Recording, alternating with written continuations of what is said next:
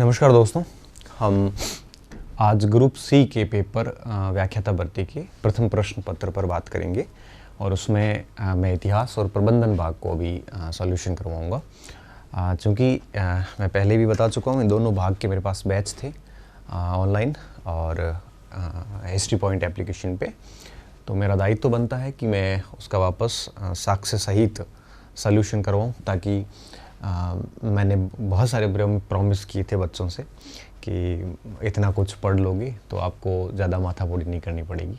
अभी तक 3 पेपर हुए, आज तीसरा पेपर था। तो तीनों पेपर में अगर मैं मैनेजमेंट की बात करूं तो तीनों पेपर में 30 प्रश्न आए हैं। ठीक है, अब आप ये समझिए कि मेरे केवल 34 वीडियोज़ थे, ज़्यादा वीडियो मैंने बनाए भी नहीं थे और उन 34 वीडियो में ऑलमोस्ट सारे प्रश्न हैं वो लगभग सारे आ गए। लगभग क्या, कंप्लीट सारे प्रश्न आ गए। एक आधा प्रश्न थोड़ी भाषा इधर उधर हुई है, बट 100% सवाल बन गए 34 वीडियो में। वो मुश्किल से 30-40 पेज के नोट्स बच्चों ने बनाए होंगे। और उसके सामने मार्केट में 300-300 पेजेस की किताबें आ गई थी। हालांकि बच्चे बहुत भ्रमित भी हुए लास्ट में कि बोला सर आपके कंटेंट में भरोसा कर ले या फिर किताबें पढ़ें वगैरह। तो मैंने भी विश्वास दिलाया कि अपना कंटेंट पर्याप्त है।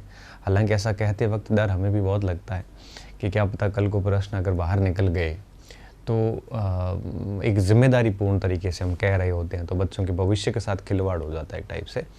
तो ऐसा कुछ हुआ नहीं, न इतिहास में ऐसा कुछ हुआ, न ही कहीं पर भी ऐसा कुछ मैनेजमेंट में हुआ। तो बात करते हैं आज के पेपर की। अगर मैं समीक्षा की बात करूं तो पेपर आज भी पिछले 2 जैसा ही था। और हालांकि घर पे बैठ के बात करेंगे तो पेपर आसान ही था, क्योंकि घर पे बैठ के पेपर आराम से होता है, उस पर प्रेशर नहीं होता ना एग्ज़ाम का। ना ये प्रेशर होता है कि नहीं 40% नंबर लाने पड़ेंगे, ऐसा कोई प्रेशर नहीं होता। तो एग्ज़ाम हॉल का वातावरण अलग होता है, घर के बैठ के पेपर देखने में वातावरण अलग होता है। और आर्ट्स के जो बच्चे हैं उनके लिए गणित है, विज्ञान है, इंग्लिश है और करंट अफेयर भी इस बार तो काफ़ी अच्छा आ रहा है। तो 20-25 प्रश्न तो इनके दायरे से बाहर हो जाते हैं। तो अधिकांश बच्चे ऐसे होते हैं जो 20 प्रश्न अटेंड ही नहीं कर पाते, 55 के आसपास अटेंड कर पाते हैं, 50-55 के आसपास। फिर उसमें से 5-7 गलतियां तो आप मान के चलिए सामान्य तो यूँ ही हो जाती है। तो ऐसे करके पीछे सवाल 40-42 सवाल बचते हैं सभी के। तो ये एक औसत स्कोर रहता है। तो कला वर्ग के विद्यार्थियों का मैं कह रहा हूँ कि आज अगर 40 प्रश्न किसी के हैं तो काफ़ी अच्छा स्कोर है और वो इस रेस में अभी भी बने हुए हैं। हालांकि रेस में तो 30 से ऊपर वाले सारे बने हुए हैं। अब सेकंड पेपर में अगर मैं इधर ये 30 कह रहे हैं, सेकंड में 100-110 के आसपास किसी ने कर लिए तो भी सिलेक्शन हो जाएगा। तो रेस में 30 से ऊपर सारे ही है। हालांकि 45 से ऊपर जिसका स्कोर है उनका एक बहुत अच्छा स्कोर माना जाएगा। ठीक है, तो मैं बात टू द पॉइंट सीधा टॉपिक पे आता हूँ। पहला सवाल था बारदौली सत्याग्रह का। ये सवाल पहले भी फर्स्ट ग्रेड में 1-2 बार पूछा गया था। तो हमने अपने कंटेंट में 2 जगह इसको पढ़ा था। एक गांधी जी में पढ़ा था कि गांधी जी के रचनात्मक कार्यों का प्रभाव बारदौली में पड़ा था, और बारदौली गुजरात के अंदर है। यहाँ पे काली पराज जनजाति है, जैसे रानी पराज भी कहा जाता है। गांधी जी द्वारा इनको वनवासी शब्द दिया गया था और ये लोग भी हाली और बेगार प्रथा से काफ़ी परेशान थे। कपास की खेती होती थी यहाँ पे, तो 1926 में कपास की कीमतें गिर गई थी और सरकार ने टैक्स की रेट्स के बावजूद 22% बढ़ा दी थी। तो फिर सरदार वल्लभ भाई पटेल के नेतृत्व में यहाँ पे आंदोलन हुआ था।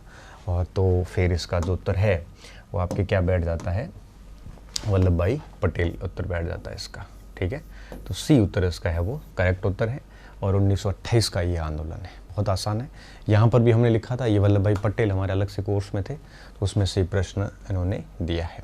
ठीक है, दूसरा प्रश्न था कि महाराणा सांगा की मृत्यु के बाद मेवाड़ के शासक कौन बने थे। तो हमने यहाँ लिखा था कि सांगा की मृत्यु के उपरांत उनके पुत्र रतन सिंह को महाराणा बनाया गया और 1528 से 31 तक ये शासक रहते हैं।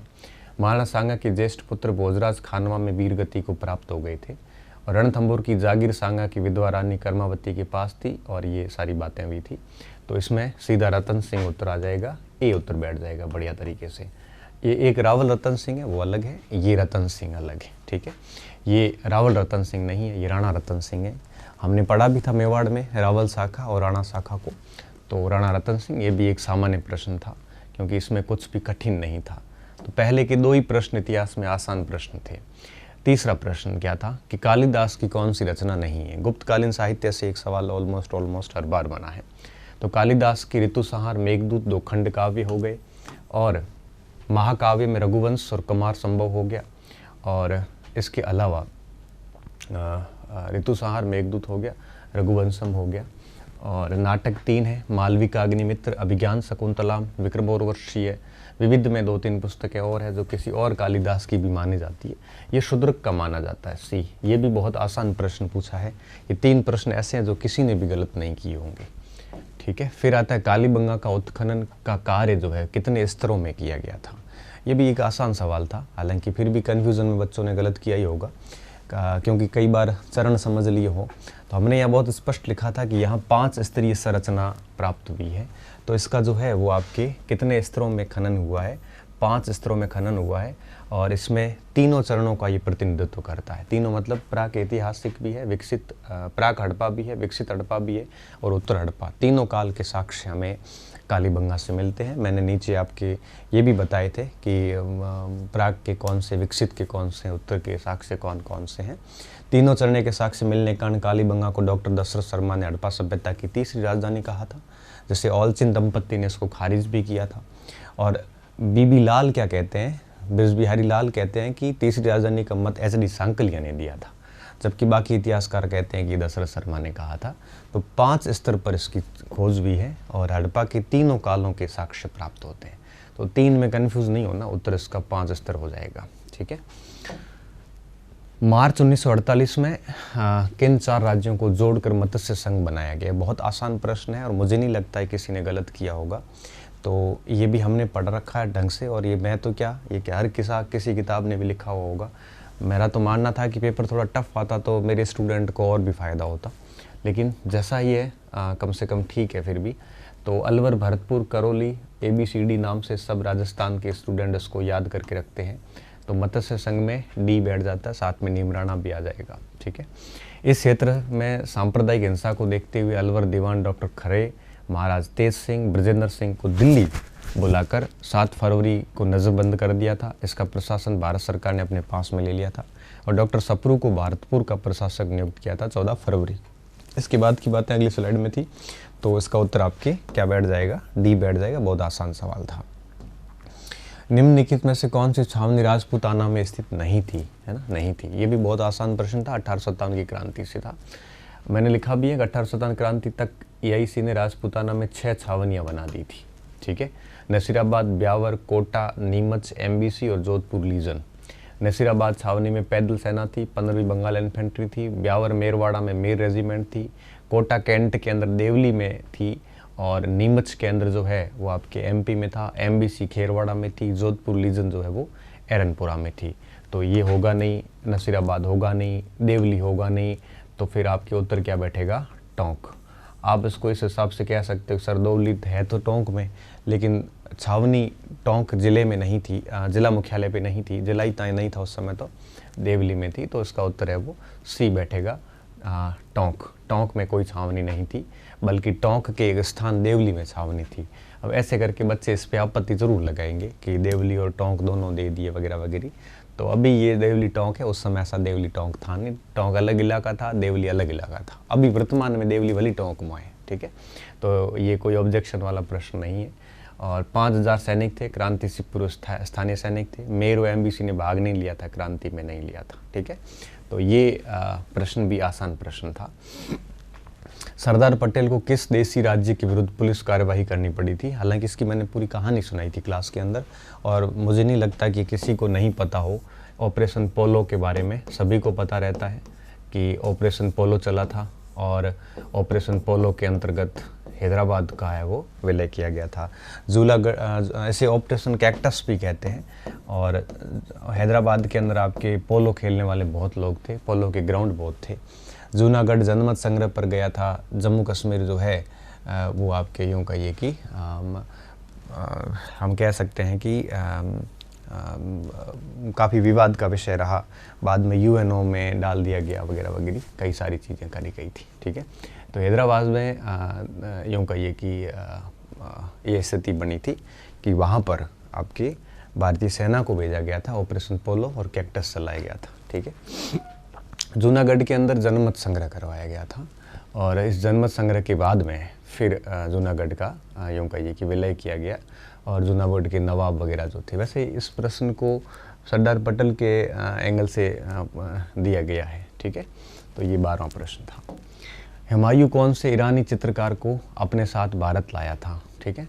तो मुगल काल में चित्रकला का आरंभ हुमायूं के काल में हुआ था और मैंने लिखवाया था कि सैयद अली तबरीजी और अब्दुल समद सिराजी को वो भारत लेके आया था, ठीक है। तो मीर सैयद अली सीधा उत्तर पड़ा है यहाँ पे। तो ये भी एक सरल सवाल में से एक था, ज़्यादा हार्ड नहीं था, फिर भी अगर नहीं पढ़ा हुआ तो कन्फ्यूज़न की संभावना यहाँ पे बनी रहती है, ठीक है। एक चेरी जो एक दिन हमारे मुंह में गिरेगी, कुछ दिन पहले रीट में भी प्रश्न बना था। तो यह लॉर्ड डलहौजी का स्टेटमेंट था। मैंने लिखा भी था, यह फल कभी न कभी मेरे मुंह में आएगा।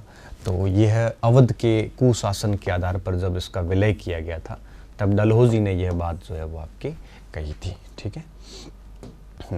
किस सभ्यता स्थल में उत्खनन से चांदी के 8 पंचमारक मोहरें प्राप्त हुई? बाकायदा हमने लिखा था बैराठ के अंदर कि यहाँ से 8 आहत मुद्राएं प्राप्त हुई, 28 यवन शासकों की चित्र मिले हैं, टोटल 36 मुद्राएं यहाँ से प्राप्त हुई थी। तो ये सारी बात हमने यहाँ पे लिख रखी थी। तो ये एक सरल उत्तर प्रश्न उत्तर में से एक है, कोई बहुत विशिष्ट वाली बात इसमें नहीं है, ठीक है। श्रीनिवास शास्त्री जी के देवधर NM जोशी और हृदयनाथ कुंजरू की संस्था से संबंधित थे। ये प्रश्न बहुत स्तरीय प्रश्न था, सेकंड पेपर में आने जैसा प्रश्न था और फर्स्ट पेपर के दृष्टिकोण से वैसे ये प्रश्न ठीक भी नहीं है, फिर भी इन्होंने दिया है तो हमने इसको ठीक तरीके से पढ़ा था। मैंने इन चारों संस्थाओं के बारे में बात कर रखी है। मैंने यहाँ बताया था कि नेशनल लिबरेशन फेडरेशन जो है नवंबर 1918 के अंदर सुरेंद्रनाथ बनर्जी के नेतृत्व में जब उदारवादी दीन सवाचा, भूपेंद्र बसु, शपरू, जयकर, चिंतामणि कांग्रेस से अलग हो गए थे और उन्होंने ब्रिटिश लिबरल पार्टी के तर्ज पर भारतीय उदार संघ की स्थापना की थी। तो ये तो उत्तर होगा नहीं। फिर हिंदुस्तान सोशलिस्ट रिपब्लिक वाली बात बताई थी मैंने, जिसमें भगत सिंह वगैरह थे 1928 के अंदर। ये काकुरी षड्यंत्र के बाद में फिर क्रांतिकारियों की स्थिति जब कमज़ोर हो गई थी तो उसको संभालने के लिए भगत सिंह और आज़ाद के नेतृत्व में ये संस्था बनी थी। तो 2 एलिमिनेट हो गए। फिर बचा अनुशीलन समिति। अनुशीलन समिति बेसिकली नरेंद्र भट्टाचार्य, सतीश चंद्र बसु, परमनाथ मित्र, जतेंद्र बनर्जी जैसे बंगाली जितने क्रांतिकारी थे उन्होंने बनाई थी। ये सारे नाम से ये सीधी से एलिमिनेट हो जाती है। तो उत्तर सीधा सर्वेंट्स ऑफ इंडियन सोसाइटी तीनों एलिमिनेट से निकल जाता है। हमने यहाँ पे लिखा भी था गोपाल कृष्ण गोखले ने 1905 में ये सोसाइटी बनाई थी, जिसमें इनके सहयोगी जो है VR सिंधे रहे और नारायण मल्हार जोशी रहे थे। तो इस हिसाब से उत्तर है वो इसका आसानी से निकल जाता है, बट उसके लिए इन तीनों के बारे में जानकारी होनी बहुत ज़्यादा ज़रूरी थी। तो एक नॉन हिस्ट्री स्टूडेंट के लिए प्रश्न करना आसान नहीं था। अगर इस किसी ने ली है तो अलग बात है, बाकी ये प्रश्न बहुत स्तरीय प्रश्न था। 1857 के विद्रोह के समय राजपूताना के AGG कौन थे? ये बहुत आसान प्रश्न था और हमारे सभी की रटा हुआ रहता है। तो मैंने AGG सिस्टम बताया था कि इन संधियों के बाद EIC ने राजपूताना के सभी राज्य, EIC मतलब ईस्ट इंडिया कंपनी के सभी राज्यों के मध्य बेहतरीन शासन हेतु राजपूताना एजेंसी का गठन किया था, जो 1948 तक अस्तित्व में रहती है। इसका प्रधान एजेंट कहलाएगा, जो भारत के गवर्नर जनरल के प्रति उत्तरदायी होगा, इसलिए इसको एजेंट टू गवर्नर जनरल कहते थे। इनकी राजधानी अजमेर रही, ग्रीष्मकालीन आबू रही। मिस्टर लोकेट पहले AGG थे और 1857 के समय पैट्रिक जॉर्ज लॉरेंस थे, ठीक है। ये व्यक्ति है वो उस समय था। तो ये बहुत आसान सवाल में से एक था, ठीक है। राजस्थान सरकार द्वारा किस वर्ष, अच्छा ये हिस्ट्री के सवाल पूरे हो गए। अब 2-3 संस्कृति के थे, वो मैंने बैच लिया ही नहीं था तो मैं उस पर बात ही नहीं कर रहा हूँ। फिर बात आई थी प्रबंधन की। प्रबंधन में हिस्ट्री पे वैसे संस्कृति के सरल ही थे। एक ऊंडू कश्मीर था, रामदेव जी का मंदिर, एक गौरी नृत्य का प्रश्न था और एक आपके तेजा जी के शायद परिवार से कोई प्रश्न था। राजस्थान सरकार द्वारा किस वर्ष राजस्थान स्टेट ओपन स्कूल की स्थापना की गई थी? हमने बहुत ठीक से पढ़ा था कि 21 मार्च 2005 को इसकी स्थापना जो है वो की गई थी। तो इसका उत्तर है वो C बैठता है। बहुत साधारण सवाल था ये, ठीक है। RSTB का ये प्रश्न था, RSOS का। तो राजस्थान स्टेट ओपन स्कूल का प्रश्न था ये, और हमने ये सारी चीज़ें जो है यहाँ पे काफ़ी बढ़िया तरीके से लिख भी ली थी। कौन सी दिनांक एवं वर्ष को निःशुल्क एवं अनिवार्य बाल शिक्षा का अधिकार अधिनियम 2009 लागू किया गया? ये भी बहुत आसान प्रश्न था। और 2 जुलाई 2009 को मंत्रिमंडल की स्वीकृति मिलती है, 20 जुलाई को राज्यसभा से पारित होता है, 4 अगस्त को लोकसभा से पारित होता है, 26 अगस्त को राष्ट्रपति, 1 अप्रैल 2010 को भारत भर में यह लागू हुआ। इसमें क्या था, 135वां देश भारत वगैरह बना। ठीक है, तो डी उत्तर इसका बैठ जाता है। ये भी हमने अच्छे से पढ़ा था इसको, बट ये बहुत आसान सवाल था, नहीं पढ़ते तो भी आप आराम से कर लेते इसको। ठीक है, तो 1 अप्रैल 2010 इसका उत्तर बैठ जाता है। निम्नलिखित में से कौन से एक अच्छे नेतृत्व की विशेषता नहीं है? ये बहुत बढ़िया प्रश्न था, लेवल का प्रश्न था, काफ़ी कंसेप्चुअल प्रश्न था। ठीक है, तो अब इसमें बात यह है कि एक अच्छे नेतृत्व की विशेषता कौन सी नहीं है। देखो, मैंने एक बात बताई थी आपको, क्लास की याद हो तो, मैंने कहा था कि ओहियो विश्वविद्यालय ने नेतृत्व की 5 क्लासिफिकेशन किए थे। एक था नौकरशाह प्रकार का नेतृत्व, जिसमें समयबद्धता होती है, वरिष्ठ को राजी रखना, अधीनस्थों की उपेक्षा करना, अनुयायी अवज्ञा उदासीनता की भावना इससे विकसित होती है। अच्छा नेतृत्व नहीं हो सकता। एक तानाशाह प्रकार का नेतृत्व होता है, जिसमें क्या होता है, डरा धमका कर अनुयायियों को रखना, एक निरंकुश व्यवहार करना। ठीक है, ये एक अनुयायी विरोधी होता है, ये भी एक अच्छा नेतृत्व नहीं माना जाता। तीसरा था कूटनीतिज्ञ, जिसमें अवसरवादी और अविश्वसनीयता रहती है। कूटनीतिक मतलब मौका पड़ने पर काम निकलवा देना, ऐसी लीडरशिप। एक होती विशेषज्ञ, जो अपने क्षेत्र के ज्ञाता होते हैं। एक होते सहभागी, जो अधीनस्थों को साथ लेकर चलते हैं। ठीक है, तो जो नीचे के 2 है सहभागी वाले, ये अच्छे नेतृत्व माने जाते हैं। अच्छे नेतृत्व में क्या क्या होता है? अच्छे नेतृत्व में सामूहिक लक्ष्य होते हैं, सामूहिक प्रयास होते हैं, प्रोत्साहन दिया जाता है, एकता होती है, अच्छा मार्गदर्शन किया जाता है। ठीक है, और नेतृत्व अपने अनुयायियों को हमेशा कार्य के लिए प्रोत्साहित करता है और अपने अधीनस्थों का सफल मार्गदर्शन करता है। किसी में भय नहीं डालता, किसी को डराता नहीं है।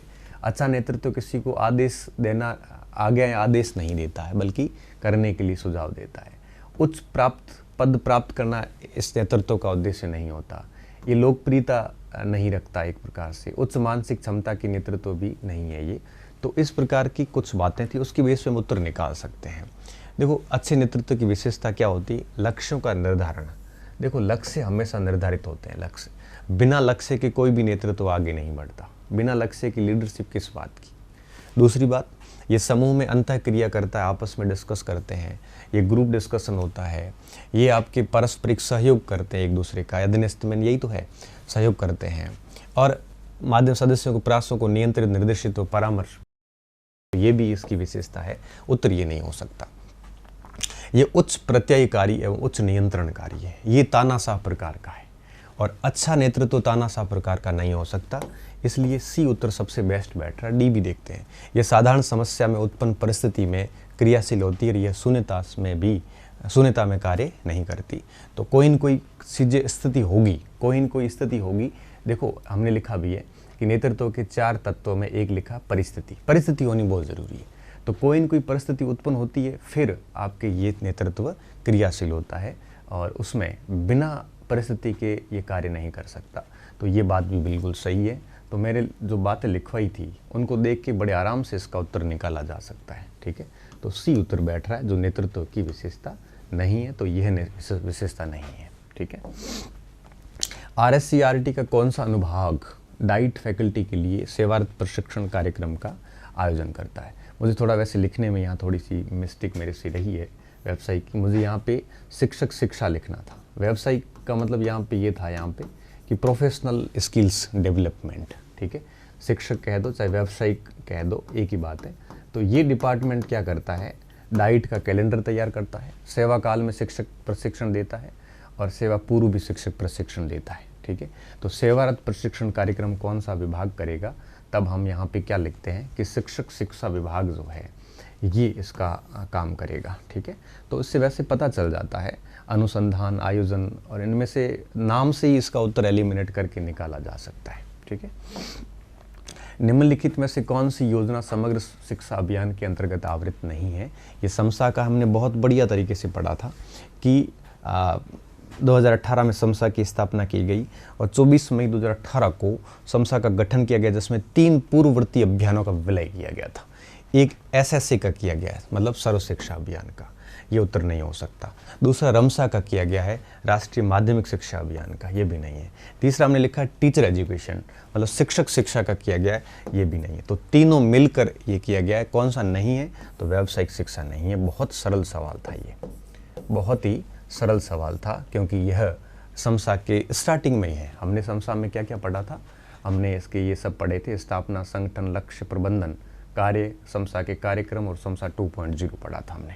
ठीक है, हाँ, ये प्रश्न भी काफ़ी अच्छा प्रश्न था। प्रश्न क्या था कि निम्नलिखित में से कौन सी प्रबंधन की विशेषता है। ठीक है, विशेषता है। मैंने आपको अच्छे से बताया था, प्रबंधन की विशेषताएं बताई थी दोनों की। ठीक है, अब आप देखिए, मैंने पहली लाइन भी यही लिखी थी कि प्रबंधन सार्वभौमिक होता है, यूनिवर्सल प्रक्रिया है जो हर विभाग, संस्था, जीवन, सरकार, देश में होती है। तो ये तो बिल्कुल है सार्वभौमिक। दूसरा मैंने लिखा है कि प्रबंधन सामूहिक प्रक्रिया है जो समाज के सहयोग, सामूहिक प्रयासों से चलती है। तो ये भी आपके उत्तर होगा, क्योंकि ये सब एक साथ मिल के एक प्रकार से चलती है। तीसरी बात मैंने लिखी है कि प्रबंधन सत्तात्मक व्यवस्था है, स्पष्ट लिखा था, जिसमें शक्ति और वैधानिकता दोनों शामिल होती है। और यही बात इन्होंने लिखी है कि प्रबंधन एक सत्तात्मक व्यवस्था है। स्पष्ट तौर पे ये शब्द मैंने 2 बार लिखा है, यहाँ पे भी लिखा है और यहाँ पे भी लिखा है। तो सत्तात्मक व्यवस्था है, मतलब इसमें शक्ति भी होती है और वैधानिकता भी होती है। और चौथा इधर लिखा है मैंने कि प्रबंधन उद्देश्य व लक्ष्य परक होता है, जो कि अपने उद्देश्यों को पूर्ण करते हुए लक्ष्यों को हासिल करने का प्रयास करता है। ठीक है, तो लक्ष्य परक भी होता है। तो मतलब इसका उत्तर क्या होगा, डी उत्तर बैठ रहा है। बहुत सरल सवाल था और हमने स्पष्ट तौर पे इसमें एक एक बात ऑलरेडी लिख रखी थी। मैंने और भी कई सारी लिखी है। प्रेरणा देता है, बहु अनुशासनात्मक होता है, अमूर्त अदृश्य होता है, परिणामोन्मुख होता है, गतिशील होता है, और भी बहुत सारी बातें हमने लिखी हैं। इसमें 4 बातें एज इट इज पूछ ली गई परीक्षा के अंदर। ठीक है, निम्नलिखित में से कौन सा एक शैक्षिक प्रबंधन का मुख्य तत्व नहीं है। तो मुख्य तत्व मैंने देखो, प्लानिंग, ऑर्गेनाइजेशन, स्टाफिंग, डायरेक्शन और कोऑर्डिनेशन। ये तीनों, प्लानिंग, संगठन मतलब नियोजन, संगठन और समन्वय, ये तीनों ही है यहाँ पे। ठीक है, ध्रुवीकरण नहीं होता इसमें, विकेंद्रीकरण जरूर होते हैं लेकिन ध्रुवीकरण नहीं होते। बहुत आसान सा सवाल है, इसका उत्तर है इसका। और ये भी हमने इसको पढ़ लिया था। हमने खास बात ये भी थी कि कौन सा तत्व नहीं है, हमने भी यही लिखा था यहाँ पे, कौन से तत्व है। ठीक है, बहुत भाषा भी RPSC ने यहाँ पे चेंज नहीं करी, न इस प्रश्न में करी, न इस प्रश्न में भाषा चेंज करी। ठीक है, अब ये है RT का प्रश्न कि कौन सी धारा में लिखा है कि प्रत्येक माता पिता या संरक्षक का यह कर्तव्य होगा कि वह आसपास के विद्यालय में कोई प्रारंभिक शिक्षा के लिए अपने यथास्थिति बालक या प्रतिपाल्य का प्रवेश करवाए। मतलब बच्चों को टीचिंग दें, बच्चों को शिक्षा दें। ये कहाँ लिखा हुआ है, तो यह आपकी सीधा लिखा हुआ है धारा 10 में कि प्रत्येक माता पिता का कर्तव्य हो गया कि अपने आसपास के विद्यालय में बच्चों को प्रवेश करवाए। ठीक है, तो ये बढ़िया प्रश्न था, बट हर धारा रटी नहीं जाती, तो थोड़ा मुश्किल कह सकते हैं हम इसको। ठीक है, ये प्रश्न था आपके समसा का ही था, जिसमें लिखा है कि गवर्निंग काउंसिल जो होती है उसकी, मतलब जो शासन परिषद है, उस परिषद में किस विश्वविद्यालय के कुलपति को सदस्य बनाया गया है। तो हमने बहुत बढ़िया तरीके से लिखा था कि इसकी 2 परिषद होती है, कार्यकारिणी परिषद, एक शासन परिषद, मतलब इसको अपन गवर्निंग परिषद कहते हैं।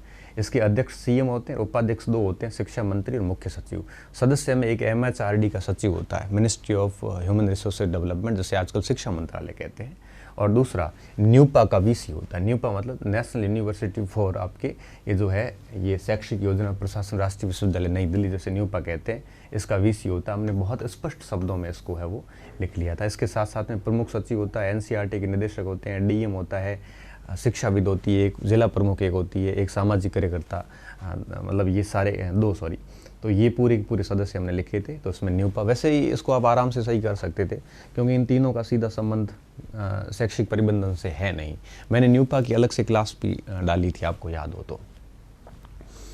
उत्तर लिख लिया, 2 नंबर बी उत्तर हो जाएगा इसका।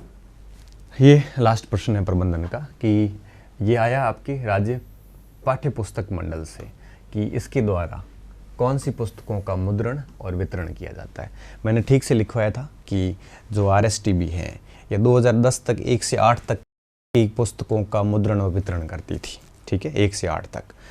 27 सितंबर 2010 के बाद वर्तमान में कक्षा 1 से 12 तक की पाठ्य पुस्तकों का मुद्रण और वितरण का कार्य हो रहा है। स्पष्ट शब्दों में यहाँ पे लिखा हुआ है, तो इसका उत्तर क्या होगा, B होगा। अगर यही प्रश्न 2010 में पूछते तो उत्तर A होता, बट अब उत्तर इसका क्या है, B है। तो मैनेजमेंट काफ़ी आसान था, हमने इसको ठीक तरीके से कर लिया। मुझे बड़ी खुशी है इस बात की कि मेरे 34 वीडियोस बने थे और बच्चों ने नोट्स बनाए हाथ से, तो मुश्किल से 30-35 पेज के बने होंगे। उसमें से अगर पूरे सवाल अगर एज इट इज़ आते हो तो मेरे लिए इससे बड़ी खुशी की कोई बात नहीं हो सकती। हालांकि आप कह सकते हो कि सारे सामान्य प्रश्न कहीं से भी आ सकते हैं, वो ठीक है, किताब से आ सकते हैं, क्योंकि किताब 500-500 पेज की हो सकती है, 300 पेज की किताब हो सकती है, लेकिन कि टीचर का कंटेंट होता है ना, वो 40-50-60 पेज तक सीमित होता है। उसमें से अगर इतने तादाद में सवाल मिलना अपने लिए बड़ी बात होती है। ठीक है, तो हम बहुत संतुष्ट हैं और कल अब हिस्ट्री का जो पेपर होगा उसमें देखेंगे आगे क्या होता है। ठीक है, बहुत बहुत धन्यवाद विद्यार्थियों, अच्छे रहिए, मस्त रहिए और पढ़ते रहिए।